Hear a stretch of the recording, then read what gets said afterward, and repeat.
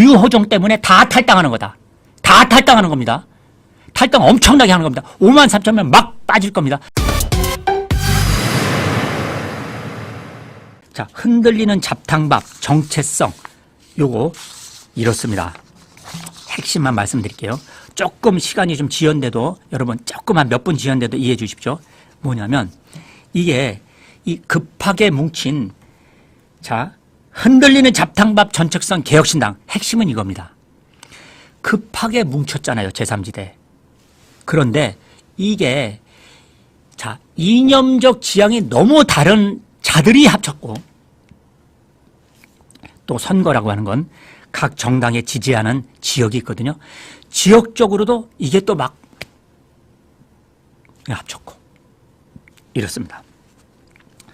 간단하게 보면요 이겁니다.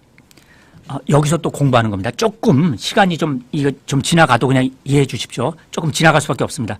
여기서 여러분 공부하십시오. 자, 공부 들어갑니다. 공부 들어갑니다. 여기서 이념적으로 이것도 아직까지 누구도 요 정당과 관련해서 분석하지 않았던 걸 제가 처음으로 분석하는 겁니다. 최초의 분석입니다. 어떤 지금 방송에서나 유튜브에서도 지금 분석한 적 없습니다. 단 한 번도. 자, 센슈가 자 들어가는 분석입니다. 잘 들으세요. 공부하는 겁니다. 여러분들 공부하십시오. 자, 이낙연 여기는요 좌파 정당입니다. 근데 김대중 전 대통령, 김대중 세력으로 쭉 이어지는 이 이제 이낙연 세력도 호남 있죠. 여기는 좌파 안에는요, 여러분 이렇게 있습니다. 극좌파. 이게 지석규 같은 겁니다. 저 과거 극좌파. 지금도 여러분 극좌파 있습니다. 우리나라에. 여러분 눈에는 극좌파가 안 보이시죠? 극좌파가 있습니다. 우리나라에. 아직도. 제가 공개할 수는 없습니다. 지금 숨어있는 친구들이 있습니다. 극좌파. 예전에 우리가 해왔던 좌파 운동 그 극좌파 애들이 아직도 맥을 이어서 물밑에 숨어 있습니다. 극좌파. 두 번째, 그냥 좌파. 세 번째, 중도 좌파. 여기에 86 운동권 애들은 요건 주로 좌파입니다. 이낙연은 중도 좌파입니다. 이렇게 센슈는 좌파의 전문가로서 딱 계열을 딱 정확히 분류합니다. 이 스펙트럼을. 그러면 주사파는 뭐냐? 주사파는 독특해요.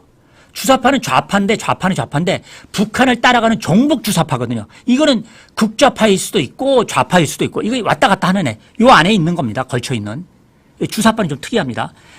따라서 이낙연의 중도 좌파는 그냥 좌파적 노선입니다. 중도 좌파적 노선. 그런데 이준석은 어떤 줄 아세요? 이준석이 중요합니다.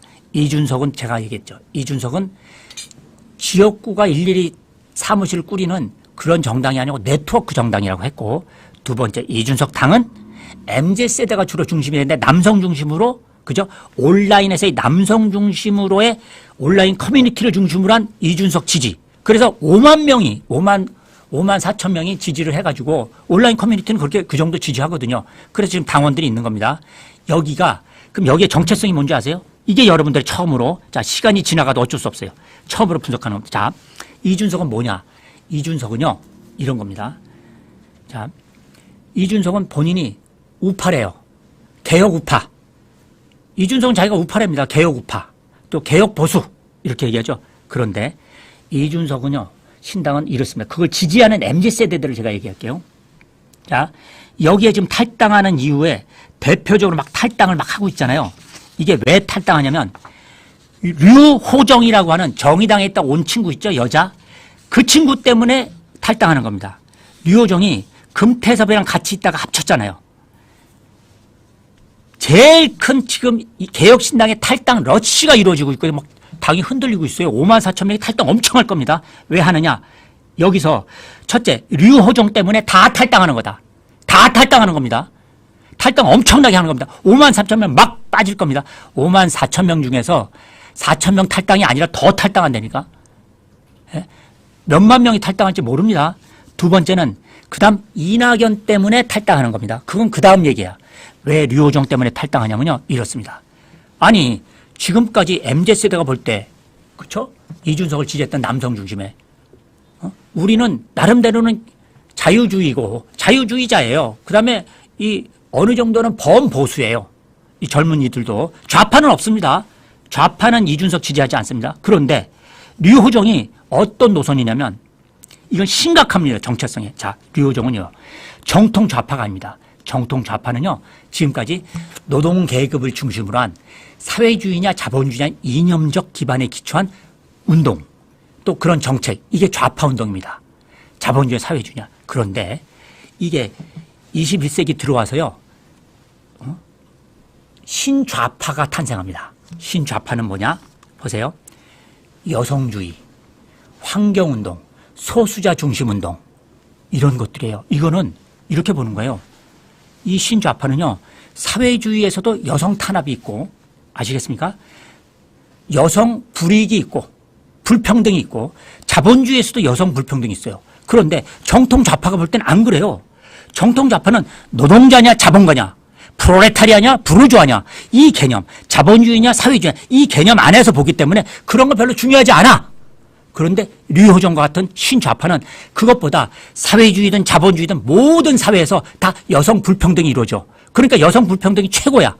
이런 겁니다. 또 환경운동 이거는요 자본주의에서도 환경이 그죠? 환경 오염이 있고 사회주의에서도 환경 오염이 있어요. 그래서 사회주의나 자본주의가 중요하지 않아. 환경 오염이 중요해.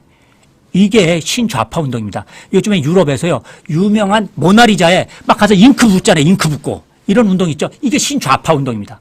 이게 새롭게 뜨는 겁니다. 류호정이 그런 겁니다. 그래서 류호정은 지금 지금 우리 대한민국 사회는 남성 중심의 사회다. 그래서 결혼하지 마. 이게 신좌파 운동입니다. 결혼하지 말라는 게 지금 여성 커뮤니티에서 막 벌어지고 있거든요. 삼혼이 있습니다. 자, 금혼, 결혼하지 않는다. 비연애, 연애하지 않는다. 남성 사귀지 않는다. 그래서 여성끼리 사귀어요. 이게 신좌파 운동입니다. 이게 류호정으로 대변되는데 어떻게 이렇게 오히려 우리 MZ세대 남성들이 자 군대 갔다 왔는데 하나도 혜택이 없어 취직할 때. 두 번째 요즘에 청년 창업들이 있는데 정부에서 지원자금 주거든요. 이 지원자금 줄 때 오히려 지원을 하잖아요. 그럼 여성은 따로 지원자금을 따로 만들어서 여성 창업은 따로 해요. 거기는 여성만 지원할 수 있어. 아니 남녀 다 지원하는 청년 창업자금은 거기대로 지원하고 여성은 두 번째 여성 청년 창업자금은 따로 있어. 여기는 여기대로 또 여성 청년 또 창업하고 이러니까 남성들이 MZ세대가 뚜껑이 열린 거예요. 아니 남성으로 태어났다고 더 불평등하다. 군대 갔다고 더 불평등. 그러니까 여자들도 군대 가. 이렇게 신좌파 노선에 대해서 MZ세대 아이들이 우리 청년들이 구체적인 정책 하나하나를 보면서 신좌파를 비춰놓고 있는데 그 신좌파가 바로 자유주의적이고 평등하지 않다. 그러니까 자유주의적이지 않다. 보수 아니다. 이게 지금 MZ세대 생각이거든요.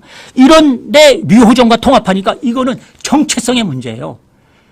정책의 문제가 아니라 그러니까 이러니까 뽀개지게 돼 있는 겁니다. 신좌파 아셨죠? 그러면 좌파 아니 이낙연은 중도 좌파잖아요. 그러니까 좌파는 좌파란 말이 중도 좌파. 그러니까 이것도 싫은 거야. 어떻게 그러니까 이거는 왜 싫으냐. 구체적으로 정책 볼까요? 첫째 자 봅니다. 이준석이 이낙연 대표가 초대 총리를 맡았을 때 문재인 정부 대북 정책이 있었잖아요. 이때 이준석이 강하게 했거든요. 강하게 비판했거든. 서해 공무원이 이렇게 사건이 터졌잖아요. 그때 문재인 정부가 월북 공작이라고 했잖아요. 월북했다고 했어요. 월북 공작이라고 오히려 이준석이 얘기했거든요. 민주당이 내세우는 거짓 평화다. 이게 이낙연이 초대 총리할 때 벌어진 일이에요. 이렇게 이준석이 비판했던 이낙연을 통합했잖아요. 그러니까 이게 좌파의 안보 노선이죠. 이게 서로 틀려. 두 번째 또 있어. 문재인 정부 때 이낙연이 그 당시 자, 서훈 전 청와대 국가안보실장이 구속되자 문재인이 대통령이 승인한 안보적 결정을 아무 근거 없이 번복하고 공직자를 구속했다. 이렇게 이낙연 대표가 반발했어요. 이낙연이. 왜 서훈 전 국가안보실장 구속했냐. 이렇게 반발했던 사람이에요. 문재인 정부의 한일 위안부 합의 파기에 대해서도 이낙연 대표는 절대 다수 국민이 위안부 합의를 안 받아들인다 이렇게 옹호했지만 이준석은 당시에 그때 대표였어요. 대표. 문정부가 한일 관계를 정치적으로 이용했다. 이렇게 서로 한일 관계도 달라. 경제 복지도 달라요. 이준석과 이낙연이 또 경제 복지도 달라요. 이낙연은 최저소득 보장제를 도입하는 기본소득 이런 걸 찬성했거든요. 이낙연은. 그런데 이준석은 공정한 경쟁을 해라. 기회평등을 만드는 게 중요하다. 이것도 달라. 다 달라. 아시겠습니까? 남녀 병역 평등 이것도 달라. 지금 이준석은 남녀 병역 평등하자고 여자도 군대 가자는 거잖아요. 이낙연은 반대하고 있어요. 이렇게 좌파적 기존 노선도 반대 서로 달라. 신좌파 노선도 달라. 이러니 이 당이 그냥 가겠습니까? 그래서 흔들리는 잡탕밥 정체성 개혁신당 이건 뽀개진다. 이게 지들끼리는 비례대표 때문에 어쩔 수 없이 뭐 그냥 제3지대 때문에 합칠지 모르지만 밑에 있는 지지 기반 대중들은요. 이거 아시겠습니까?